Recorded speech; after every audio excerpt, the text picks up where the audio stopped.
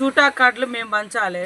మీ జూటా సంగతి మీ 10 ఏళ్ల జూటా తెలుసుకొని మరి మిమ్మల్ని కిందికి దించడం జరిగింది.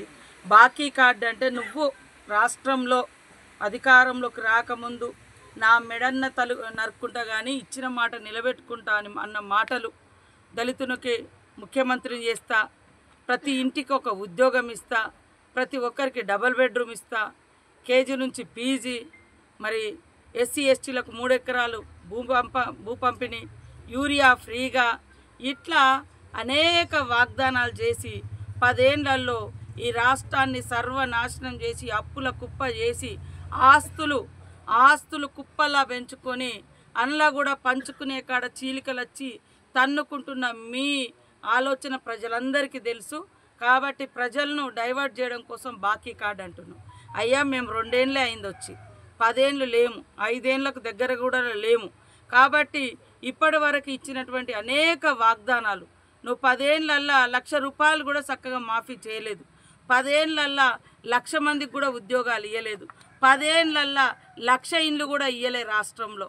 10 ఏళ్ళల్లో మరి ఏ ఒక్క ఉద్యోగ ఉపాధి కూడా మీరు పెంచలేదు.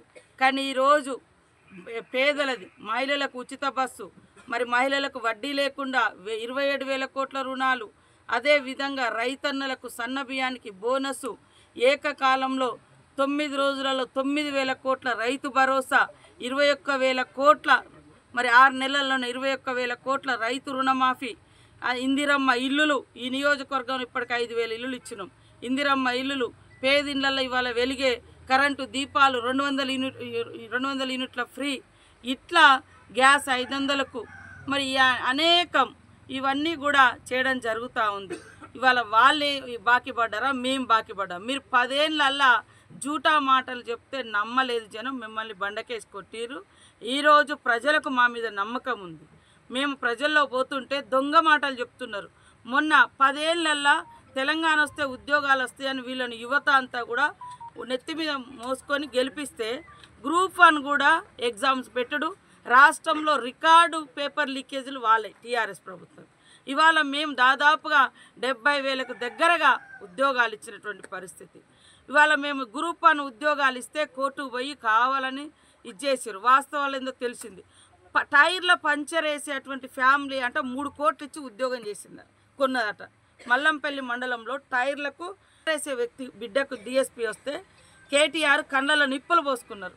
అదే ఏటు నాగారంలో ఒక సఫాయి కార్మికుడి బిడ్డ కొడుకు దళితుడు, పాపం ఆయనకు ఎవరు లేరు, కష్టపడి చదువుకున్నాడు, వాళ్ళని కూడా 3 కోట్లు పెట్టి కొన్నాడు. ఇట్లా జూటా మాటలు, బాకీ మాటలు, దోకా మాటలు బీఆర్ఎస్.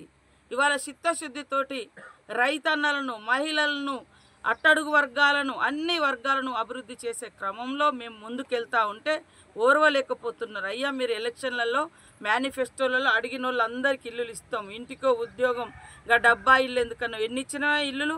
ఇదే పాకాల కొత్తగూడెం గంగారం మండలం రా, నువ్వు 10 ఏళ్ళలో ఎన్ని ఇచ్చినావు? మేము 1.5 సంవత్సరం లోపు ఎన్ని ఇచ్చినామో మేము నిరూపిస్తాం. లేదు, యూట్యూబులు పెట్టుకొని యూట్యూబుల ద్వారా దొంగ ప్రచారం చేస్తున్నారు. కాబట్టి వాస్తవాలు గమనించాలని ప్రజల్ని కోరుతా ఉన్నాం. ఖచ్చితంగా ఆనాడు కూడా వాళ్ళు ఏ అభివృద్ధి చేయకున్నా ఈ 2 మండలాలు, ఆ రోజు నేను ఇక్కడ ఎమ్మెల్యేగా ఉన్నా కాబట్టి మరి ఆనాడు వాళ్ళకే రాష్ట్రం నుంచి ₹1 రాకున్నా మాకు ఈ 2 మండలాల్లో ఎంపీపీలు, జెడ్పీటీసీలు గెలిపించారు. ఈరోజు 100 కోట్ల రూపాయలతో ప్రజలకు ఇల్లులు ఇస్తూ ఉన్నాం, కరెంటు ఫ్రీగా ఇస్తూ ఉన్నాం, వడ్డీ లేని రుణాలు ఇస్తూ ఉన్నాం. మహిళలకు మరి బస్సు మండలానికి గుంజేడు ముసలమ్మ మండల సమైక్య కూడా బస్సు కేటాయించడం జరిగింది. ఇట్లా అనేకం మేము చేస్తూ ఉన్నాం. వాళ్ళు యూట్యూబ్లలో కేవలం డ్రామా చేస్తున్నారు, మేము క్షేత్రస్థాయిలో ఉన్నాం. కాబట్టి ఖచ్చితంగా నేను ప్రతిపక్షంగా ఉన్నప్పుడే నాకు ఇక్కడ అత్యధికంగా ఈ 2 మండలాల నుంచి ఎమ్మెల్యే అప్పుడు కూడా మెజార్టీ ఇచ్చి ఆనాడు. తర్వాత జరిగిన లోకల్ బాడీ ఎన్నికలలో కూడా ఈ 2 మండలాల్లో 2 ఖచ్చితంగా ఈసారి కూడా రాష్ట్రంలో అన్ని జెడ్పీ చైర్మన్లు, అన్ని జెడ్పీటీసీలు, అన్ని ఎంపీటీసీలు, అన్ని సర్పంచులు పక్కాగా గెలుస్తాం. వాళ్ళ జూటా మాటలు పట్టుకుంటే ప్రజలు ఆగమైపోతారు. 10 ఏళ్ళల్లా కేవలం ఇగో ఈ ఓట్లయితే మీకు ఈ పని చేస్తా, ఈ ఓట్లయితే మీకు ఈ పని చేస్తా అని ఓట్లకు అవ్వలేదు. అవన్నీ కోర్టులలో పెట్టి పెండింగ్ పెడితే మేము వచ్చి రాగానే క్లియర్ చేసినాం. అప్పుడు అంటాడో మేము ఇచ్చిన నోటిఫికేషన్, అయ్యా నువ్వు ఇస్తావు మరి ఎందుకో ఇవ్వలేదు. 10 ఏళ్ళైనా నీకు మనసు రాలేదు ఉద్యోగం ఇవ్వడానికి.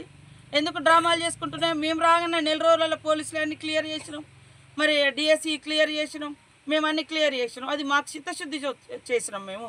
మీరేమో ఓటుకు ముడిపెట్టుకుంటా యువతను మరి కోచింగ్ సెంటర్లలో తిప్పింది మీరు. కానీ మేము ఎప్పటికప్పుడు చరిత్రలో గ్రూప్ 1 కూడా ఇవాళ సంవత్సరంలో